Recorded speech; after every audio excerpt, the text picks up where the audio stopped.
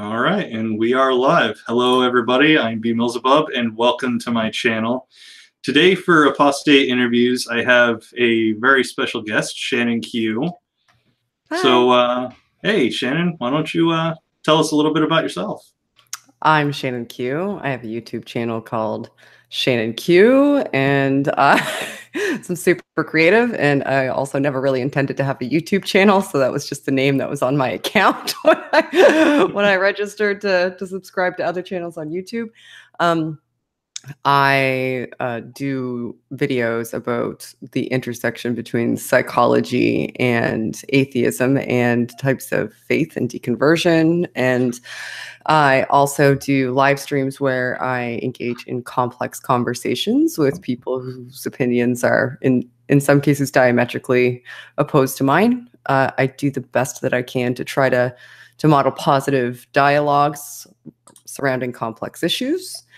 And I am also in the background of the Apologia channel, and I'm a regular contributor there, frequently on the Non Sequitur show. I also used to host and will start hosting again a show called Let's Talk About You with Shannon Q on Steve McRae's channel.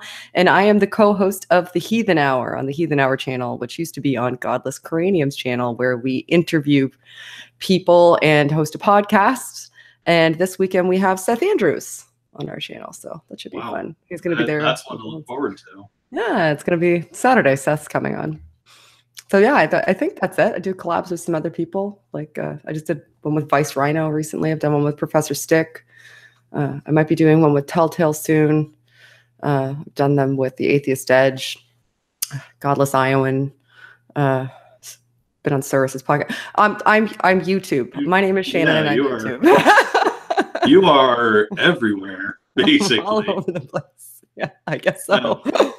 I've seen some of your videos. I actually really like when you start getting into the psychology of it, because I find the field to be really interesting, and it's probably an important point to bring up, because there's a lot of psychology background that could possibly go into it, Atheists get very little attention from the psychology community, as far as I understand. Oh, it's very true. It's a relatively new field. There's atheists were essentially misclassified, so it was very, very difficult to get good data sets on atheist opinions, because for the most part, the previous studies that have been done on religion focused on the effects of faith on different aspects of life. So they were mostly kind of weeding out the atheists or segregating them into groups of just religious nons.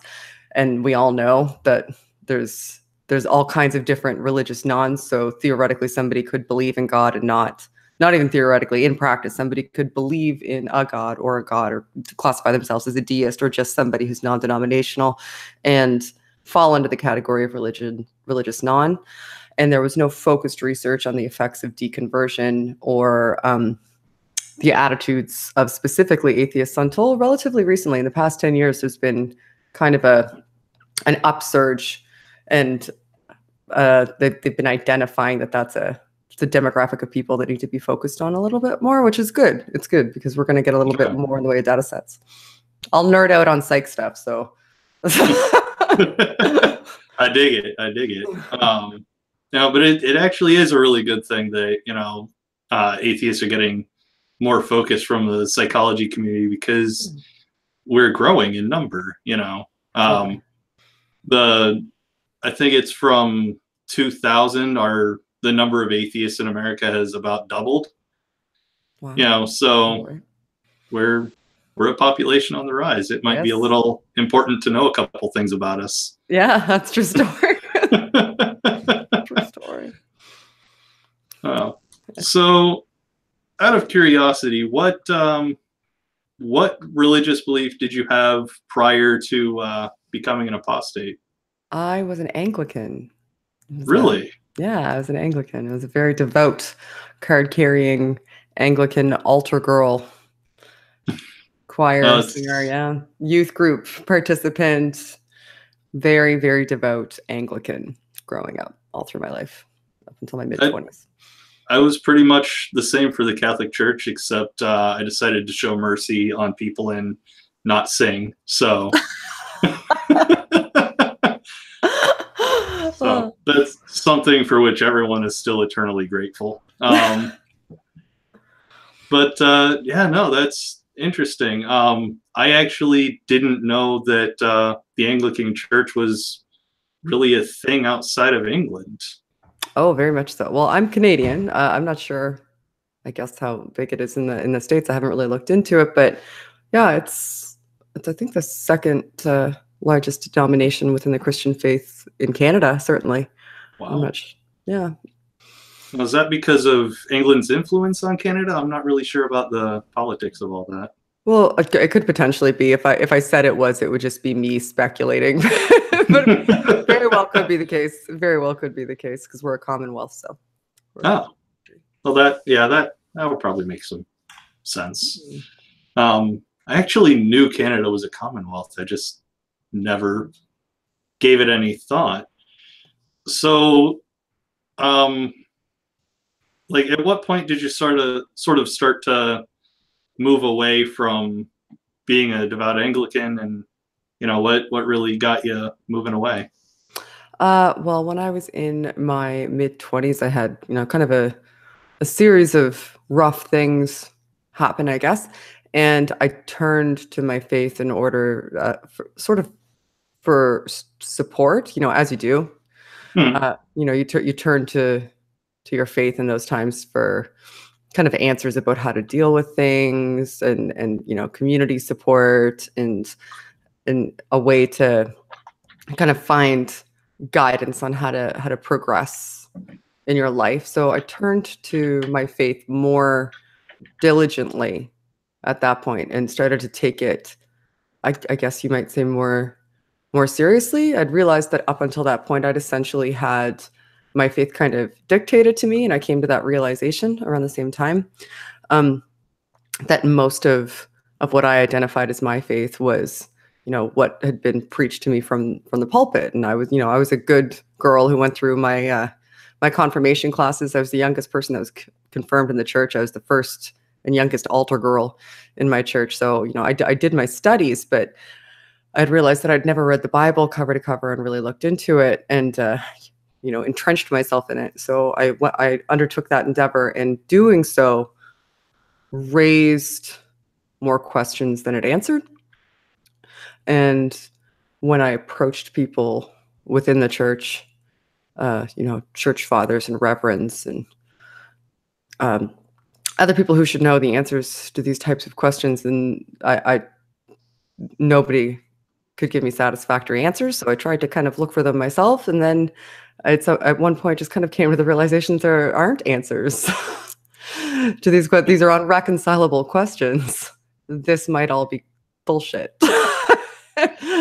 Yeah. This might all just be garbage. And it turned, and yeah, so that led me out of it. There was too many questions that just really can't be answered, and I'm not the type of person that can just allow those to not be reconciled. I call my deconversion an involuntary deconversion, because I did everything I had. My faith had death pangs. I tried as hard as I could to hold on to it and to reconcile it, and to make sure that it was something that I could still adhere to try to make sure that it was something I could still adhere to. And ultimately, I just couldn't anymore. I just realized that, I don't believe this. I don't believe it. That actually has been kind of a common thread with not only myself, but the other people I've interviewed on here. It's a lot of the time it seems to have started out as trying to figure out more about what you believe to, be a better Christian, or, in Neil's case, better Jew. And we came out the other end with more questions than answers, and the likely thought that it's just not real. It's just stories we told each other.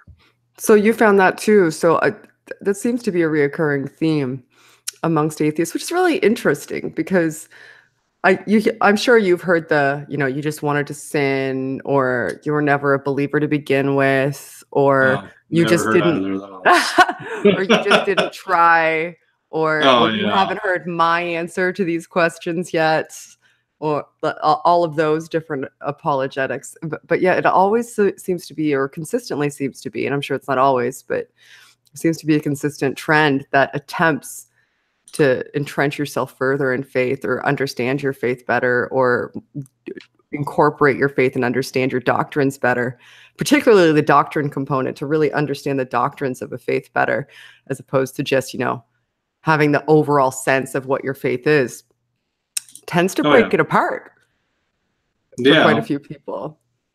Tends to just break it apart.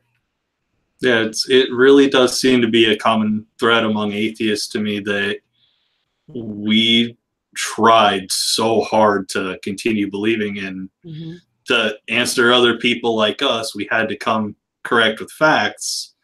And in our journey to do just that, we kind of kneecapped our own belief. Yeah. I often think, like, if I had never bothered to really try to, I don't know, be better at being a Christian, I might still be a Christian, right? I might have still, if I just walked through my life allowing myself to be essentially sort of a cultural Christian who believed the dictates of the faith and didn't investigate the tenets, like the doctrinal tenets that those dictates are based on, I might still be a Christian. Yeah.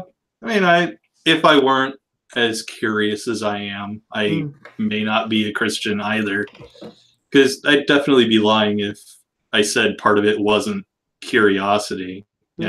Curiosity killed the Christianity. Not just the cat. That's right. But the other, I don't know if it's a really common thread, but I've come across a few other atheists that were actually looking to become preachers. Oh, okay. And I was one of them. I actually wanted to be a Catholic priest at one point. Cool. Then I started, doing the study before, I would have gone to seminary, before I even graduated high school. Just eventually found myself thinking, nah, this is bullshit. Have you ever talked to, or are you familiar with Dr. Josh Bowen from Digital Hammurabi? It's kind of like his story. He was a minister, and he went to he's fantastic. He studied ancient Hebrew, and he went to seminary, and ultimately went on to study the ancient languages so that he could better understand the Bible in the language in which it was written, and it tore everything apart for him. I'll believe it. Tore everything apart. It's a fantastic channel. He's a great guy, Dr. Josh. Yeah, I'll definitely have to check out Digital Hammurabi. I've never. Oh, they're great. They are fantastic. You'd love them. They're great. It's wonderful. I get the feeling they might be a little more intellectual than my channel sometimes. They're very smart. They're smart, but they're also very, very silly and funny and delightful. You should check them out. They're some of my favorite people. I definitely will. Yeah, please do. All right. Well, let's see. What should I ask next? I managed to get myself lost sometimes. Oh, that's okay. I should really write this stuff down, just like an outline. So basically it's you followed a fairly common thread. It's, I wanted to know more about what I believed, and I investigated it, I studied, and it just absolutely ripped it apart. Was there a key component for you when you were going through, because you said that you wanted to be a preacher, and then in your teens it went through, what were some of the questions that you had, some of the things that you felt couldn't be reconciled? Was there a linchpin for you, like one point where you could say, okay, well, this was the passage that did it for me, or this was the question that kind of ripped everything asunder? There actually wasn't any one thing. It's a lot like evolution, you know. Okay. It like I go from being religious and one day I'm just not anymore. You know, it's like at some point we're still ancient apes and today we're human. You know, Right. there's really no telling when Okay. humanity came about. So it was a series of sort of micro transitions that happened internally, and ultimately it came to your awareness that, oh yeah, I don't believe this stuff. And so you couldn't pinpoint the interesting. Yeah, Yeah. it really is just a small build up, you know. Every time I went to study, just a new straw got put on the camel's back, and Mm. eventually it just broke down. Wow. What are some of the strongest questions that you had? I mean, one of the things for me, one of the passages for me was the test of the unfaithful wife in Numbers. That one, no, I still can't get a good answer to my questions about that one. Do you know the test for the unfaithful wife? I think I do actually. Uh-huh. If a husband suspects that his wife's been unfaithful, you can take her to the temple, Mhm. and the priest will mix up a potion of bitter water. And if she has been cheating, she'll miscarry and be. I think she's supposed to be infertile after that. Yeah, she'll be sterile too. Yeah. Yeah, Hmm. yeah. So that's really one of the big things that broke it down for you. Well, that was one of the first ones where I really had where I realized that, before that there was, contradictions to my mind. So, but things that I could reconcile, things that I could find a way to wrap my head around, even though they niggled at me, like right from the first page. Because what I did was I decided I was going to read the Bible start to finish. So I was going to sit down and I was going to read that damn thing cover to cover in order, because I'd only ever read specific passages. Like, I don't know if you've ever been involved in Bible study through like a church or a youth Oh group, yeah. or yeah. So they don't start at page 1 and No. go to the end.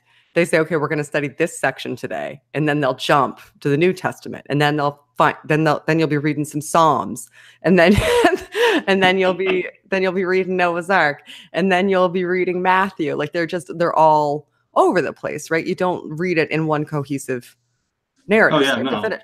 So I didn't even realize that right on the first, page, God puts a man on the earth. And then all of a sudden, God's putting Adam on the earth. Like, there was already people there. He put people there. I even highlighted it. I remembered I highlighted it. I was like, that's a person. That's a person. I found ways to reconcile it. I was like, okay, well, maybe those are the other people, and Adam and Eve are the special people, and that must symbolize something that I don't understand, right? That's the way that, God works in mysterious ways. These must symbolize things that I don't yet understand. But I will. It'll get revealed to me, and I will understand it. When I got to the test of the unfaithful wife, that's when I realized, that's when it really hit me. This is an absolute logical inconsistency, of a moral logical inconsistency for me. I can't. And I mean, I'm a pro-choice person, but if God is doing that, if God is getting this woman to have an abortion, then essentially, like, killing that child, he's killing an unborn child, and forcing a woman who may want to carry that child to no longer have that child and never be able to have a child again. Yeah. That's what's happening there. That's his punishment. And the apologetics that I would get back were, well, no pregnant woman ever took the test. I'm like, well, then there's no point for the test. If it's impossible for a pregnant woman to take a test, then there's no point in the test. Or that if she was pregnant, then that wouldn't happen. The baby wouldn't abort if she was pregnant. It's just meant to make her sterile. And that meant that God's test failed, because essentially that would mean that if a woman was pregnant because she had cheated, and this test was meant to catch her, then in a circumstance when she was pregnant, God wouldn't be able to test her. So either God is committing abortions or God made a faulty test. And that's when it hit me. This book is filled with a bunch of morally and logically inconsistent nonsense that no one ever told me about. Everybody told me about the flowery, nice parts, and there are some really nice, flowery, great parts. You can get some insight out of that book. It's not it's not wall to wall shit. There's some lovely things in that book. There's some great messages in that book, but that book was not written on behalf of a God. No, and I agree. It's just not conceivable in my mind that book was written on behalf of a God, because it's filled with so many inconsistencies, and those inconsistencies are attributed to or came from or were mandated by that God. And nobody could answer the questions for me because they can't be answered. And that's what did it for me, realizing that there weren't answers to these questions because they're unanswerable questions, because they're inconsistencies. The morality did it for me too. I'm sure you've been told that, we don't have a standard for morality, right? We don't have a standard for objective morality. As far as atheists are concerned, we're all just specks of dust on a rock that's hurtling through space, and we're insignificant and nothing matters. That's what you have to believe if you're an atheist, apparently. Of course. That's what you have to believe. So have to. So the people who say that to me will simultaneously demonstrate to me that morality, as we understand it now, is a malleable process, because what we instantiate as morality now is nothing like what was recognized as, identified as morality at the time that those books were written. If it was, then those books would be reflective of what we consider to be morality, and they just simply aren't. So that wrecked the concept of objective morality to me. Like, God clearly isn't dictating morality to me, because what my conception of morality is, and what we as a society agree on as being moral, isn't reflected in the pages of the book that's supposed to dictate to me what the absolute pinnacle of morality. That started to tear it apart. So yeah, there was just many series of things. And one of the big questions for me that I still don't have an answer for is, I was always an evolution believing Christian. I was never a young earth creationist. I didn't realize that those two couldn't reconcile until I really, really thought about what it is that is supposed to make us special. We're supposed to be created in the image of God. Now, understanding that we are the byproduct of, this earth being here for billions of years, and we came essentially from, I don't understand how the process worked. I'm not going to be a proponent for abiogenesis, because I don't understand enough about biochemistry to do that. But we came from well-documented lower life forms and transitioned all the way up to being human through those subsequent steps. At what point in time would God have imbued us with a soul that makes us unique amongst all creatures? Or is it just the fact that we're self-aware, and our self-awareness makes us feel as though we are special, and we needed to find an explanation for that? But it makes more sense to me that we created religion to try to understand why we were self-aware than that we were created because we were special. Because, when did God imbue us with a soul? Australopithecines? Did they get souls? Like, did he just one day poof souls into everybody? At what stage of transition did that happen? Was it arbitrary? Like, no. These are the questions I ask preachers. Yeah, it's a really interesting point, because the Catholic Church also rejects the idea of biblical creationism. So the Genesis story was just that, a story. Right. But I'm curious because I want you to give me two perspectives on this. I want you to give me your personal perspective and your professional perspective as a psychologist. I'm not a practicing psychologist, for the record. Oh, okay. I'm not a clinical psychologist. I have a degree. I have a degree, but it's my field is perceptual cognition and communication theory. I'm not a clinical counselor. I can give you a general.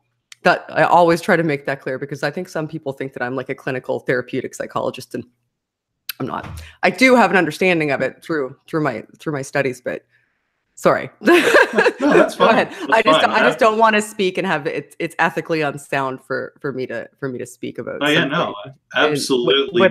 With people having that impression. All right. Sorry. So from your personal perspective, I don't know why I'm having trouble with that word. From your personal perspective, why do you think people will try to rationalize the not so moral morality of the Bible? And, you know, for the people that believe in like biblical creationism and Noah's flood, like from a personal perspective, why do you think people try to rationalize that? I think there could be a number of reasons why people would try to rationalize it. The tantamount amongst all of them is that they actually believe it to be true. They believe that there is a God. And if you start with that presupposition, the presupposition that there is a God, and specifically the Christian God, that becomes an intrinsic part of not only your individual identity, which is one of the reasons why deconversion is so difficult for a lot of people, even without, you know, the threat of being shunned and disowned, and you know, even without that threat, it's not an easy transition to go through, and there's a reason for that. And the reason for that is it's seen internally as an intrinsic part of your identity, and those things are difficult to slough off. If all of your framework from the point of being a child, all of the scaffolding that you've built, all of the internal heuristics that you have for identifying and interpreting information from the world has had this component, it's interwoven into who you are. When it's interwoven into who you are, and it's that internal, it's that much a part of you, finding out that it's wrong raises a lot of questions, right? About not just what you believe, but about who you are and how you act going forward. Now, when you encounter this information, if that's something that contradicts something that you inherently believe and want to believe and truly do believe, you tend to have a choice of what to do with that dissonance. Your choice of what to do with that dissonance is either to ignore the new information, to find a way to reconcile the new information, or to incorporate and change. Most people will choose in all circumstances to reconcile, to get rid of that anxiety, to get rid of that anxiolytic stress. If they can rationalize it in some fashion, they'll reconcile. And that's an understandable and rational thing to do. If you can find a way to cognitively reconcile information with what you believe already, that's an easy fix to move forward. Why wouldn't you take that path? Now, if you add the component of the consequences of faith that have been imbued, of leaving a faith that have been imbued to you, so specifically for Christianity, if you really believe that there is a God, a Christian God, and you really believe that if you apostatize, then you're going to be punished infinitely, that could factor in. If you really believe that you're going to be tested, your faith is going to be tested. Like these fail-safes are all built-in components to that religion. You're told you're going to be tested. You're told if you leave, you're going to be punished. You have a community that's built around believing. You're promised an eternity of happiness if you stay. Your family is going to be entrenched in it. You live in a society that's entrenched in it. You get a message that if you do leave, there's something wrong with you. when you factor all of that in, if you can find a way to reconcile, why wouldn't you? Why wouldn't you? It's almost illogical not to. Maybe we're the crazy ones. Well, I've been called worse. Yeah. But all right. So, like, I know you can't give a clinical kind of answer to that same question, but like to the best of your ability. To the best of my ability, like, what do you mean from like a neurological perspective? Why would somebody do it? I'm not sure what you mean by like. Yeah, I'm actually kind of curious about the, how the brain itself reacts. The brain itself reacts to what type of situation? To a situation where you're like questioning something? Yeah, when you're like either when you're questioning or trying to rationalize your way into staying, because I mean, like as we pointed out earlier, a lot of atheists, it seems, tend to try to rationalize to stay first, and then we ultimately drop it once we run out of options. We run out of reconciliations. Yeah. Yeah. So, like, what would that look like? I'm trying to think of a good way to frame the question.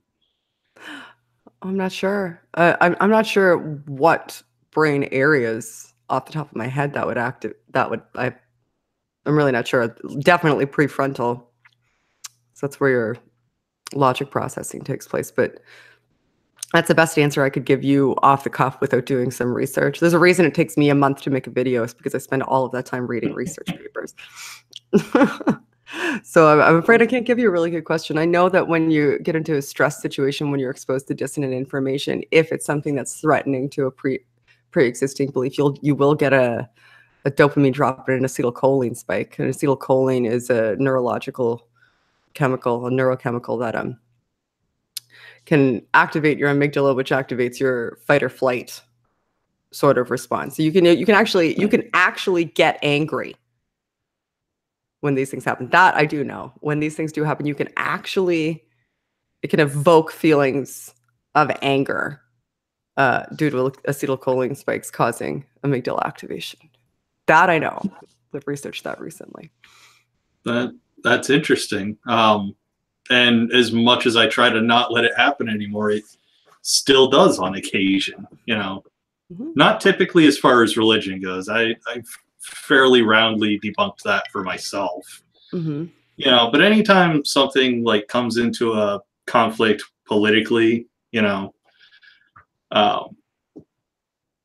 don't know, maybe even sometimes if I get into religious arguments, people will just keep hammering on the same point.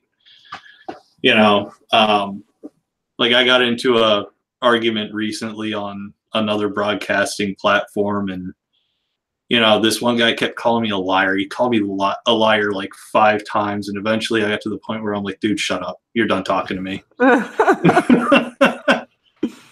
What was he calling you a liar about? He was like, it was actually for the same reason. He just, over about 20 minutes called me a liar 5 times, because I can't remember the verse, but it's the fool is said in his heart, there is no God. That one, the atheist took and favorite to hear, so yeah, I was being asked, isn't there a little tiny part of you that still believes in God and, wants to invite Jesus back into your heart? And I'm like, no, there's not. Because, I'm a black-hearted, devil-worshipping atheist, obviously, so I have no room in my heart for love, Yeah, we don't feel feelings anymore. I wonder why that changes. It's so funny. Like everything about my personality and how I conduct myself remained exactly the same, and I think that's the same for just about all atheists, with the exception of the fact that now I'm a little bit more, quite a bit more open to listening, because I realized that I'm susceptible to being influenced. I'm more aware that I'm susceptible for being influenced, and I'm also more aware that others are susceptible to being influenced. So I'm more patient in my interactions with people. So if anything, I'm a bit more, I think, generous, perhaps, at least in dialogue, and potentially in life. I also realize that now everything that I do, I need to be accountable for myself. I don't have that get out of jail free card. I have no one to repent to. I'm accountable for my own actions, and this is all I have. So these relationships that I build now are all I'm going to get. That make the fact that they're finite and this is it makes them all the more important to me. But the components of my personality and how I view the world didn't ultimately change. I just think that I view it with a little bit more of a, I hate to say it, but slightly healthier and more open perspective than I did prior. I'm willing to allow all reasonable information in, and I'm also willing to consider it more carefully and be more discerning about the things I either accept or reject when I encounter them, because I don't have a pre-existing framework that things have to fit into.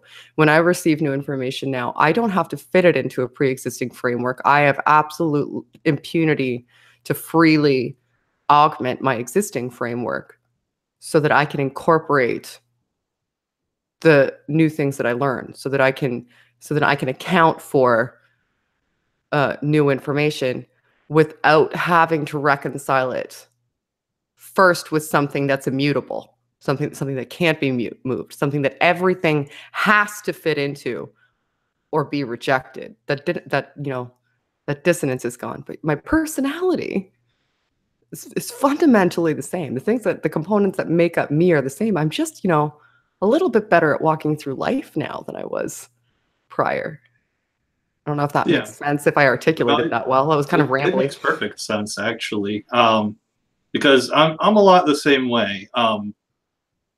Like, my sarcasm is more refined than when I was a teenager, but I'm still the same sarcastic jackass I was back then. The difference is I'm more open to other people's experiences. I've got a friend who has they, them pronouns, and once upon a time when I was a Catholic, I'd have been like, no, you're she, her, and now I'm like, well, okay, that's the pronouns they say they have. Right. They are they, them, know. That's kind of up to them. Yeah. Never would have been a consideration for even a second in my head when I was still a Catholic. Why is that? That's always been something that's confounding to me. The people that, within religion or even outside of religion, that have an issue with people that want to, or not even necessarily want to, need to, present themselves so in a manner externally and aesthetically that matches who they are internally. I just don't understand what's wrong with that. I just can't. Like, I think who cares? Why do you care? Why do you care what they wear and what they look like? Why do you care? It's definitely, a more grown-up way of thinking that you and I experience now. But I think it might have to do with binaries, you know what I mean? Because when you're religious, more things tend to be seen in black and white. It's this is right, this is wrong. Each thing has its own box. There's not a whole lot of gray, Right. So I wonder if that's a mental byproduct of already having to, like I referenced earlier, already having to assimilate and incorporate any external information that you're receiving into a pre-existing framework that can bend slightly but can never be broken, or else everything falls apart. When you have to compartmentalize that much and everything needs to be augmented to fit into those shapes, I wonder if, or fit into that framework, I should say. I wonder if kind of everything has to, because that's just the way that you're used to thinking. You know, you're used to making sure that this has to reconcile with this. Otherwise, it can't be accepted. If you start to accept things that don't fit within pre-existing frameworks that you have set up, if you start to, you know, if you flick that domino, other things might start falling apart. Perhaps that's why there's some mental pushback. I mean, that's pure speculation / hypothesis, but I wonder. It seems like that might be a valid proposition that somebody should consider, because I found it's the most freeing thing. I'm just able to think for myself now.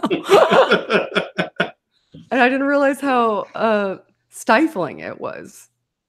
Just how stifling it was to just constantly be up against, you know, dissonant information that either couldn't be reconciled and had to be disregarded, or had to be kind of half-assed reconciled. And then I would, to a certain degree, I guess, kind of augment my faith, kind of. I don't know, yeah. Wonder. And now it's just free. I don't have to reconcile anything. I can just change the way I'm thinking, and I can carefully consider why, without it having to fit into anything except for the information that I receive from the reality around me. Why wouldn't everybody want to do that? Yeah. Well, I mean, it's funny because I think for the most part, everyone will say that they want to know as many, or they want to believe as many true things as possible, and they want to not believe as many false things as possible. Mm-hmm. You know, and I can't wrap my head around how someone can look at the Bible, see how obviously incorrect it is. Yeah. You know, when we're talking about evolution, geology, you know, planetary formation, I guess you could even go that far, you know, as far as, you know, making planets. You know, they can look at the wealth of information that comes out of science, right, and still be like, nope, Bible says it, I believe it. Yeah. Well, there's a larger component of people, or a larger section of people who belong to the Christian faith, at least for certain, do find ways to reconcile science. Like, I'll agree. Like, you can look at biologos and reasons to believe. Like, they do legitimate good science. Like, they're great scientists. They do legitimate work, but then they take that good science and find ways to jam it into the Bible, or to jam the Bible into it. If you know what I'm saying, like that. But in order to do that, you have to take it seems as though you kind of have to take the Bible piecemeal for those things to reconcile, which I think might be a strategy that a lot of religious people do, because, you know, it's a large volume of work, right? Yeah. It's a really large volume of work. So you can it's a fun game that you can play. Say anything, literally. I was just about to swear. I'm sorry. I say the F word a lot. I did. Oh, that's all. Go for it. But you can find literally fucking anything. Anything. Say anything you want out loud. And within the inside of an hour, you can find a Bible passage to support what you're saying. Then say the exact opposite thing, and inside of an hour, you can find a Bible passage to support what you're saying. You can do that. You can do that. So it's very, very easy if you're doing it piecemeal and ignoring the fact that it has those inconsistencies, and that you can literally use it to support anything. And thus it's support for nothing in my mind. Yeah. If you can use it to support everything, then it means nothing. It's because it's not concise, it's not clear, it's completely obfuscated by itself.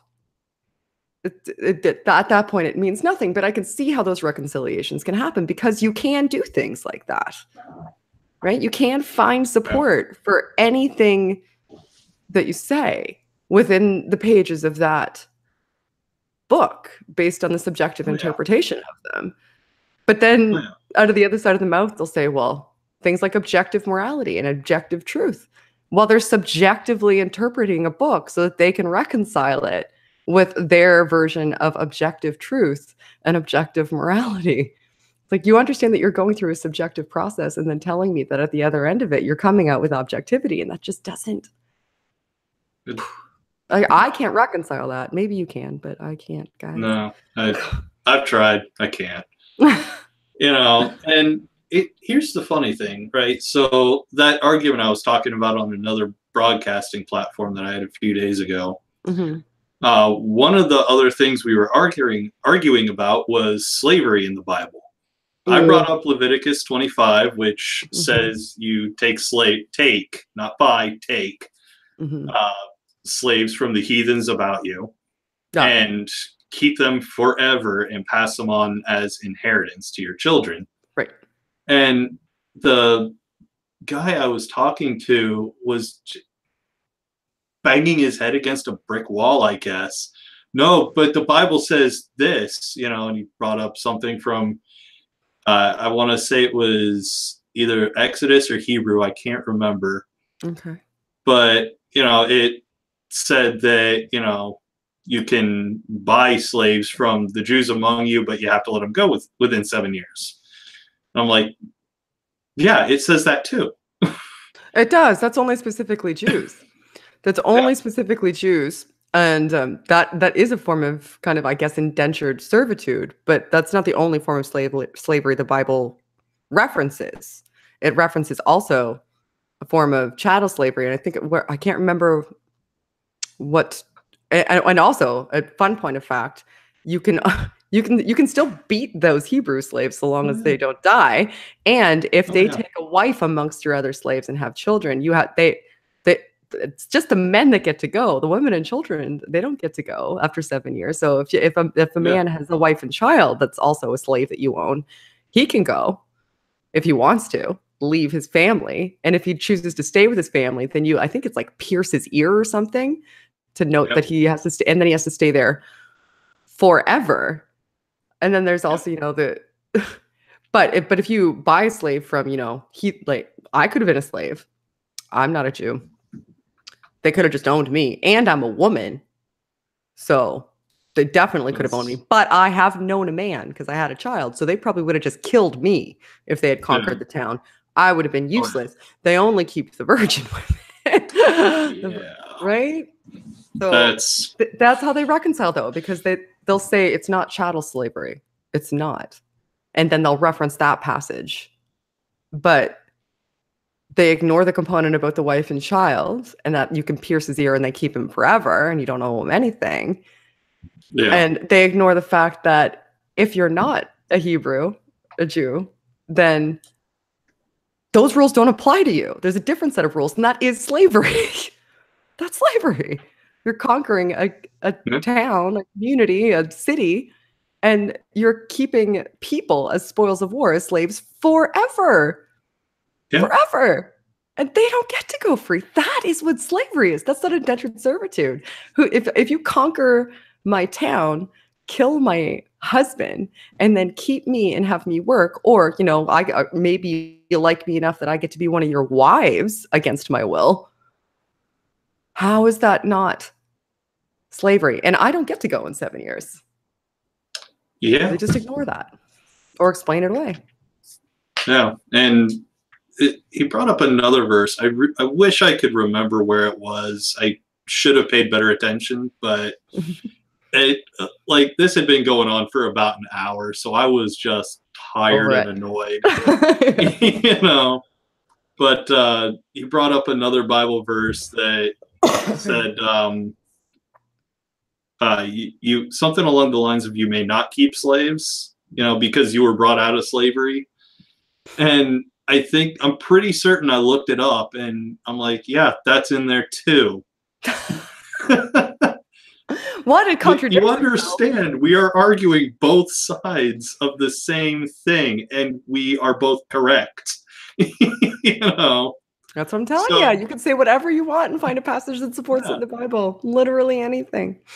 So perhaps we're both correct, and when it comes to morality, the Bible's just wrong. It has nothing to offer you, except for things that maybe were sort of intuitive things that most, human societies as they developed identified as, necessities for existing, particularly for coexisting, because we evolved in groups, in cohesive groups. We evolved as cultures. We didn't just evolve individually. That's one thing that's fantastically unique about humans, is that we evolved in independent societies where we, created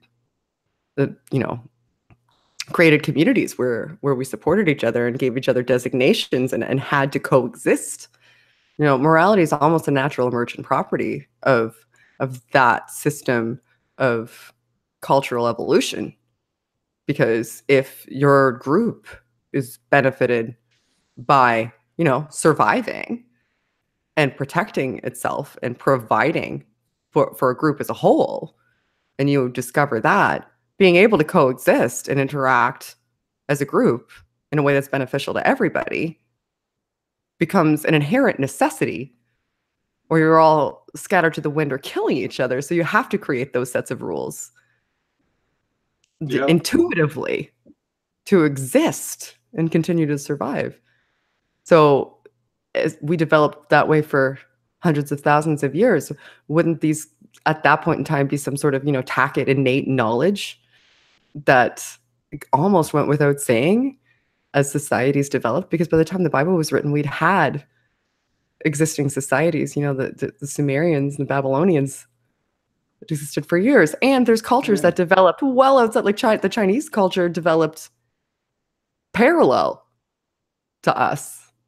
Yeah. They developed the same sorts of moral systems because they were humans who had to interact with each other. And this is an emergent property it's a byproduct of us having to form cohesive societies, be nomadic groups that came together in order to find some sort of mutual benefit so that we could all survive and flourish. These are emergent properties of that process. I think it's a natural phenomenon that we have, because we're self-aware and because we're introspective and because we have cognition, we spend a lot of time thinking about why that is and trying to identify the best form of what it is once we can define it. And if we spend all of our time telling ourselves that what it is something that's dictated to us and that it just is what it is, and it's something that's innate to all of us because it was imbued upon us, we never have the opportunity to perfect and improve it because it didn't come from us, and we have no control over what makes it better, because if it was dictated by God, then it's already perfect. There is no room for improvement. You know what I mean? Yeah. And I would definitely argue that society is improving. I mean, just look at the facts. Not global wars, but wars around the globe are going down. Violent crime on the whole is going down. Society's improving, actually. Yeah. It's almost like you'd expect that if it was something that came from us and we were kind of making it up and figuring it out as we went along. It's almost like something like that would make sense. Right? Yeah, especially now since society is becoming more of a global thing instead of a localized thing. Where we're learning to get along better with people that are different than us. And why wouldn't the society? Oh, sorry, go ahead. No, go ahead. I was going to say, why wouldn't the society that had the direct line to God, and actually the only society in history that actually had a direct line to God and spoke to him and spoke to people that had spoken directly to God, that were getting mandates from God and interacted with God on a consistent basis? Like, he's not around anymore, but he did that shit all the time back then. Oh, yeah.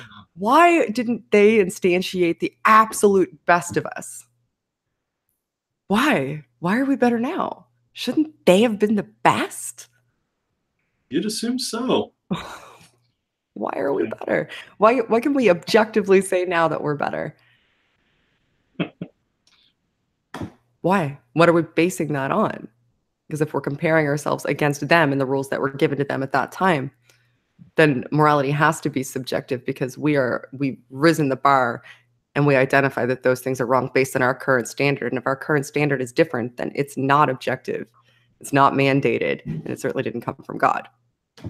Yeah, I mean, it's not. See, the Bible definitely is not the arbiter of morality, because if it were, right, when I found out my sister was pregnant with my nephew, because she's not married, I would have been supposed to take her out to the edge of town and stone her to death. And not willing to do that. well, that's good. I'm glad you didn't do that. It's good to me both, because your nephew's cool. Yeah, much of a little bastard as he can be, I do love the kid, But yeah, no, we are definitely better, than we used to be, and I think that kind of goes with everybody. It's not just a cultural evolution; it's like a personal evolution, because I am better every day. Maybe not every day, but you strive to improve over time in increments over time. We're all allowed to have a constant desire to improve, and I don't need or want a religious text to help me out with that, because they are supremely unhelpful. No. Well, they can't be helpful. I can see how people could see some of them as some of what Jesus said is pretty neat. Like, Jesus said some cool stuff, right? Like, love your enemies as you love yourself. I do to a certain degree think that, that has some value, so long as it's not taken too far.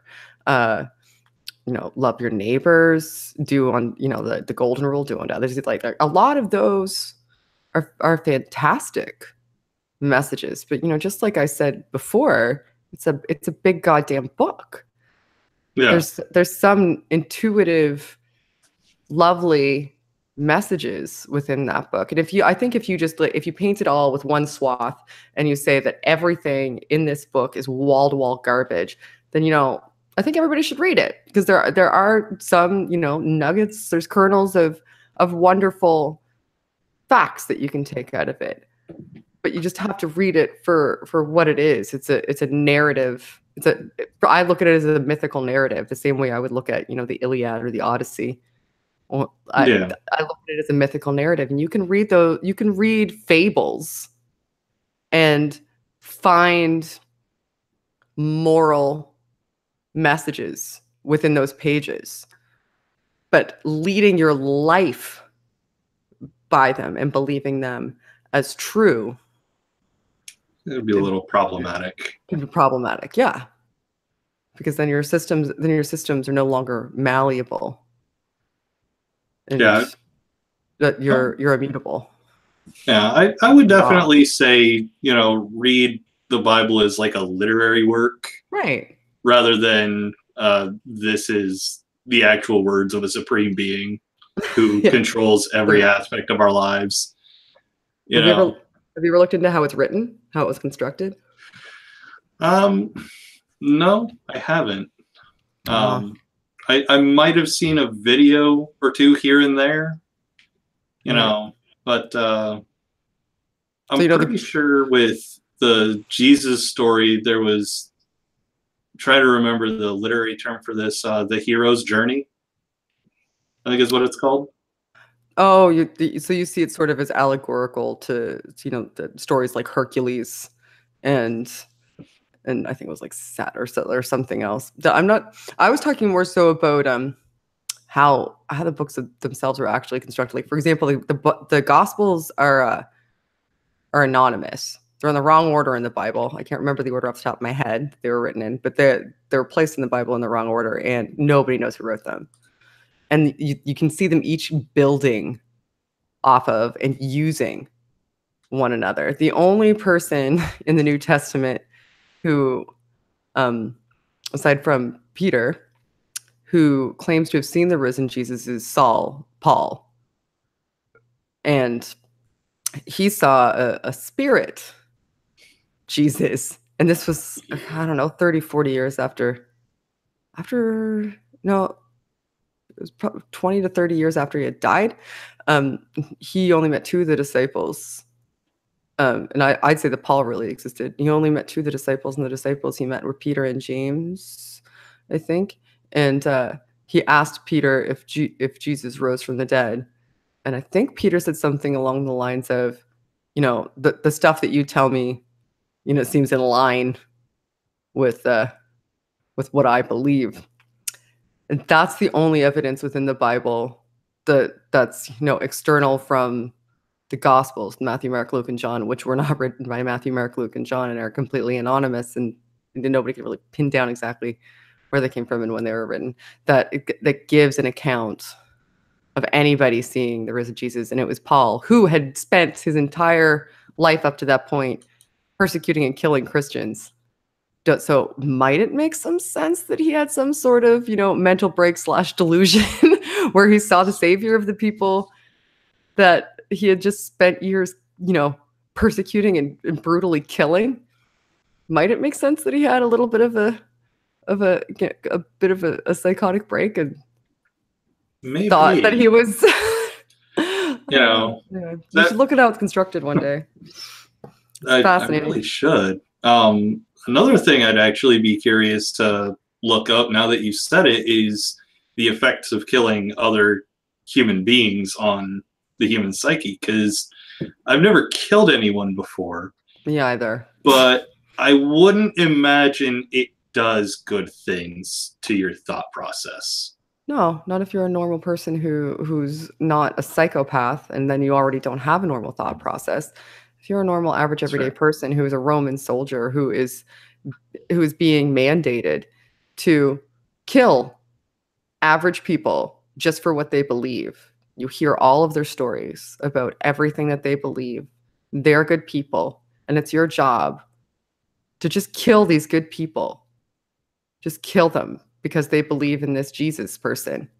You've heard all of the stories about Jesus, and juxtapose that against you hearing them tell you all about how his message is a message of peace, and how they may have said things like, "We love you anyway, and we forgive you, and we're going to our God." If you juxtapose those 2 things together, doing an unspeakable evil while hearing about somebody worshiping somebody who they believe instantiates nothing but good, does it stand within reason that you might have a hallucination where you see their savior and change your mind? Very well could, and I have no expertise at all in, human psychology, sociology, anything that would be in any way relevant, but it'd definitely be something interesting to look up and learn about. Yeah, you should. It's very, very interesting, especially if you're going to engage in more of these types of conversations. I know very little just from my boyfriend Paul knows that he's memorized the New Testament because he was very devout and spends a lot of time just studying this anyway now because it's interesting. So I've been gleaning a lot from him, and I find it fascinating. I find it really, really interesting. Oh, so here's a really interesting question for you, because in doing research for some of my videos, I'm trying to think of a specific one, but none are really coming to mind. Like, I had this thought in my head, like, as soon as I hit enter, the FBI is going to have some interesting questions for me. Do you have anything like that? Like, just like, yeah, like a funny kind of something you searched for in a video? Oh, goodness.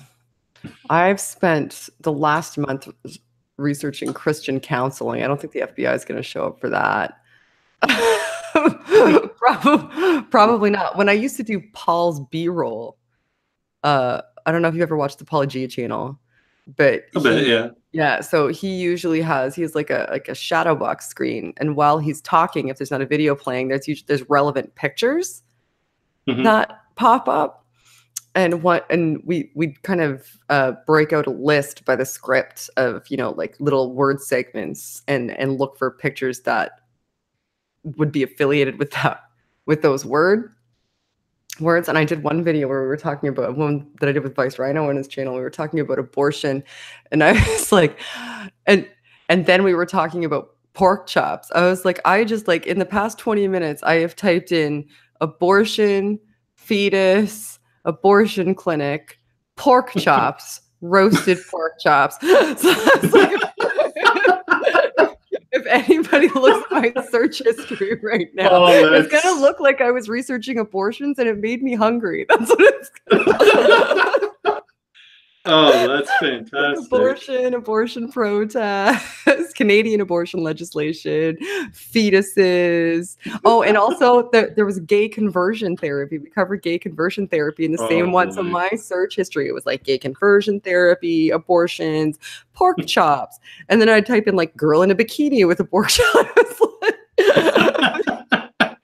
When I did the B-roll, it was just like ridiculous nonsense. All right. Well, to be fair, I'm actually looking at my video list now, just to be fair and give some potentially embarrassing stuff for me. Oh, good. Okay. Let's see. Nothing nearly as funny as you. You know, the abortion and pork chops thing. Abortion and pork chops. I wish I had something like that. But I did a broadcast where you know, the European Court of Human Rights decision that drawing the Prophet Muhammad is not protecting the speech, or saying that he was a pedophile. You can't say he's a pedophile. Yeah, you can't say he's a pedophile because you got to protect people's feelings. I disagree with that dramatically. Oh, same. I did a almost 2.5 hour long broadcast with a few other people where we just drew the Prophet Muhammad, called him a pedophile, you know, pretty much every other insulting thing we could conjure up to say about him. Wow. I did a video talking about the child sex abuse on the Catholic Church that probably, you know, had some questionable search terms. Oh gosh. You know, yeah, probably. But it's a really bad situation, but you know, there's no real good way to put it, you know what I mean? So, and on top of that, I did a video, I think a little bit before that one, talking about the investigation going on in Pennsylvania. You know, yeah, and that was just awful. And states across the country now are opening investigations into the various dioceses in them. So that's actually a really good thing. They're investigating, yeah. See, I think by comparison to you, I just don't have a whole lot of content. You know, I'm sitting right now at like 42 or 43 videos. So. Oh, you're way past me. I think I only have like 21 videos on my. I posted my first video on my channel in the last week of May. Oh wow! That's the first video I posted. Period. Onto my channel was like May 20 something of this year. So we. Okay, our channels have been around probably. I've been around 6 months. Yeah, about the same length because my first video is 6 months ago. There you go. I guess my searches just haven't been as interesting. I do a lot of work with other channels. It's Paul's fault. Most of my search stuff is like right now I'm almost done a script. I'm hoping to record this weekend. It took me a really long time to get it done because it was just rabbit hole after rabbit hole after rabbit hole of just shit that pissed me off. I'm doing a video on the Christian counseling and how you get your certification and your license and what they're educated. I'm going to do a series actually because that shit's crazy. There's just that much information to uncover? Or? Insanity. It took me a month and a half of searching to even find out how they get themselves certified with the bullshit that they utilize. Like they tell people, for example, like if you were a schizophrenic and you went into a Christian counselor, they could legitimately tell you that the voices in your head are demons. And they tell you actively, they actively tell you to not see a psychologist. I was watching a video from one of them the other day, and I think I'm going to incorporate this in my video. And it was a video on why Christians shouldn't trust psychologists in psychiatry. And the video said, look at the word psychology. Psychology comes from the Greek word psyche, and psyche was the Greek god of the soul. You're a Christian. That should tell you something. You can't derive any truth from fake gods. And psychology is the namesake of a fake Greek god. I was a mad person. So according to Christian counselors, when I had a mental breakdown about a year ago, I shouldn't have gone to see a doctor. No. And I shouldn't have gotten on antidepressants, which probably saved my life. Absolutely not. They actively advocate against the use of any sort of pharmacological agent. Actively. It's in their mission statement. They also engage in deconversion therapy. And they're 501c. Oh, come on. They're 501c. They're charitable organizations. They don't pay taxes. They can nothing charitable about that. But they can actually kill people. They can actually kill people. If you had gone in there, they would have told you to pray. They would have told you to break your ungodly soul ties, and they would have put you through the Arno temperament method, which is pseudoscience bullshit. Piece of gut. I'm going to get mad again. Poor Paul. Last night I was yelling. I was yelling into my. I was video calling him, just yelling into my phone about how pissed off I was because I found out how they get their state licensure, and the answer is they don't. They operate under the auspices of the church. Oh, God. They get themselves ordained as ministers, and then they're allowed to call themselves counselors, and they give themselves fake PhDs. Found all the documentation, went down all the rabbit holes. Totally giving away my video right now. But anyway, I'll explain it in more detail in my video, which will hopefully be out next week. But I am mad. I don't think I've ever been this mad. The first video I'm doing is going to be essentially an overview of who the fuck they are and what the fuck they do and how they get their certification and what shisty little fuckers they are. I'm so mad. And then I'm going to go step by step through their methods and explain why it's bullshit and damaging. It's going to be a whole series. I am so mad. I didn't even know they existed until I went on my friend Cyrus the Skeptic's channel to talk about the intersection of, depression and going to, ministries and how they deal with it. And he introduced me to one of these videos, and I was like, what the fuck is Christian counseling? What is why, is it just Christian counselors who happen to be Christians and they approach it from a Christian perspective? Because I can, fine, if you're a registered counselor. Nope. It's a whole goddamn industry. It's a whole goddamn industry. And it's terrifying. And I can't believe more people aren't screaming about it. Hopefully they will be when I'm done, because I'm going to be screaming about it. I've been screaming about it on Twitter for a month now. Well, it's something that needs to be talked about. So as soon as that video goes up, I'm going to share it on my Twitter to, try to spread it around a little bit, because that's insane. I didn't know they could actually get away with that shit. Oh, wait. Wait. There's even more it's fucked. It's rabbit hole after rabbit hole. It took me a month to track down all their mission statements and their shisty methods to get licensing. So I was like, how can you have a charging office where you charge people for counseling services and have a degree on your wall that says you're a PhD? The guy who runs one of these, he has a PhD in Christian counseling and an undergrad in mechanical engineering. How? Those are related. How? Jeez. You can go straight from a GED, because they offer these PhDs. You can go straight from a GED, go into their program, and just for, I don't know, $10,000, $15,000, you can do your undergraduate in counseling, get a master's in counseling, and then get a PhD in counseling online. On the fuck line. Online. You can get your PhD, and then you can be a Christian counselor. Charge people money. That's pretty disgusting, actually. I'm not gonna lie. That's bad, but bad.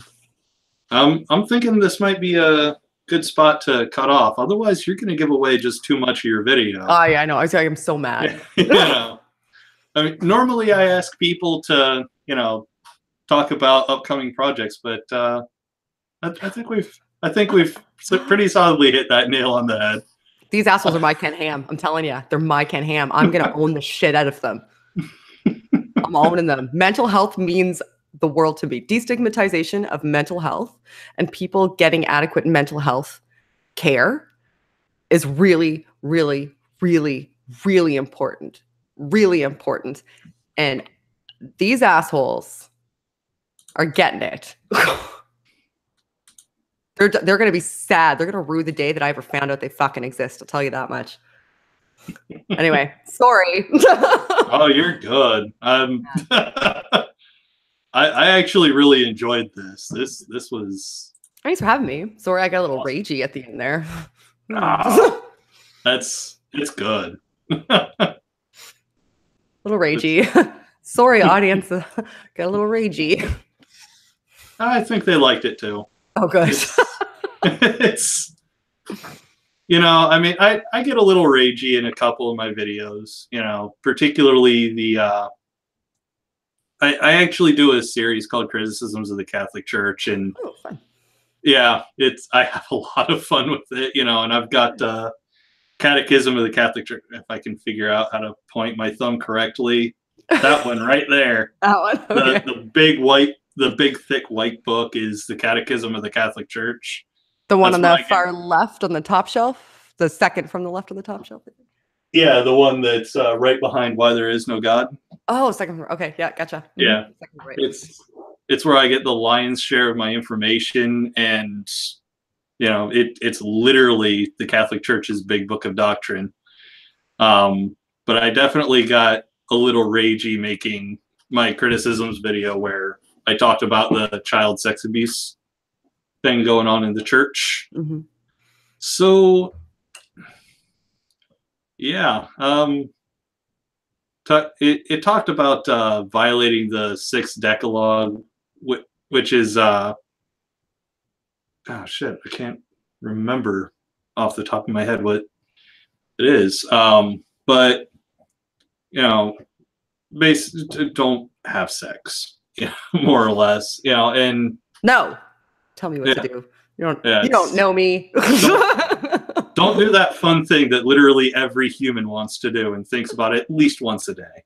Don't do that. Yeah, it's bad for you. Bad for you. The whole thing broke down to an admonition of giving confession to someone that you are involved in sexual sin with as a priest.